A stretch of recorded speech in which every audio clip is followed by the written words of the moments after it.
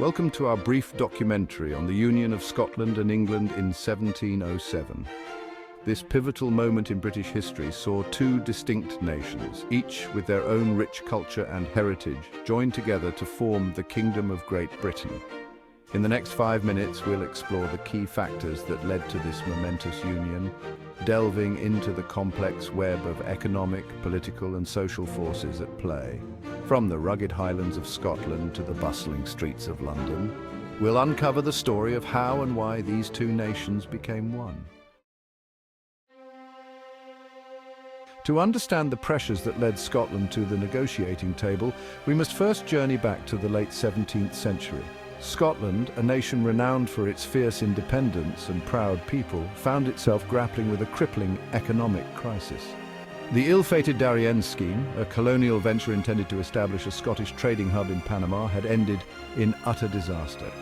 Thousands of Scottish lives and a significant portion of the nation's wealth had been lost in this ambitious but ultimately disastrous endeavour. The failure of the Darien scheme sent shockwaves through Scottish society, leaving its economy in ruins and its people yearning for stability and prosperity. It was against this backdrop of economic hardship that the idea of a union with England, a nation enjoying relative economic strength, began to gain traction. The seeds of the union were sown long before the economic woes of the late 17th century.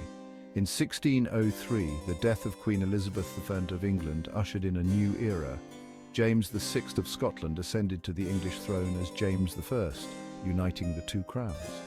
However, this union did not equate to a union of the nations. England and Scotland remained legally separate entities. The shared monarchy created a delicate and often tense relationship. Chapter 3. The enemy of my enemy. Beyond the immediate concerns of succession and stability, a potent geopolitical factor fueled the drive for union, the ever-present threat of France. England, wary of a potential alliance between Scotland and its long-time adversary France, saw a unified Great Britain as a strategic imperative.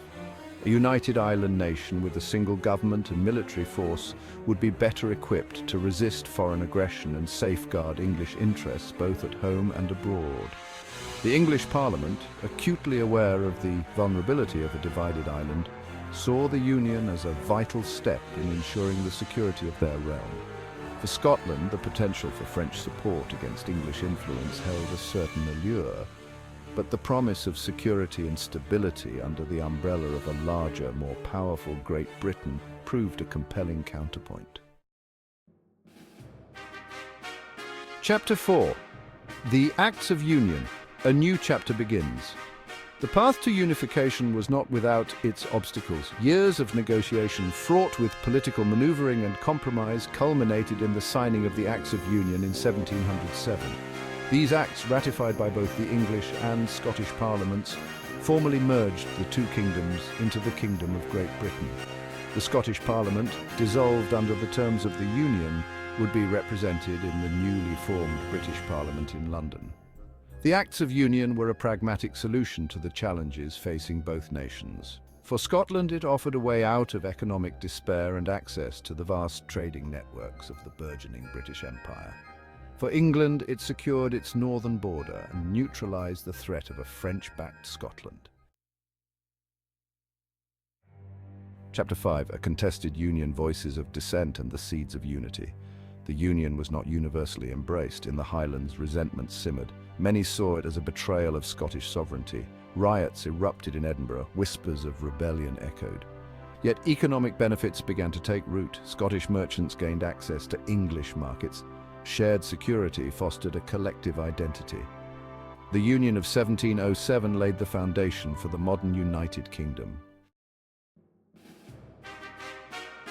The Union of Scotland and England in 1707 stands as a testament to the complex interplay of historical forces. It was a union born out of necessity, shaped by economic hardship, political expediency, and the ever-present threat of foreign intervention. In short, the union was a practical solution to the economic, political, and security challenges faced by both countries at the time. Thank you for watching our brief documentary on the Union of Scotland and England.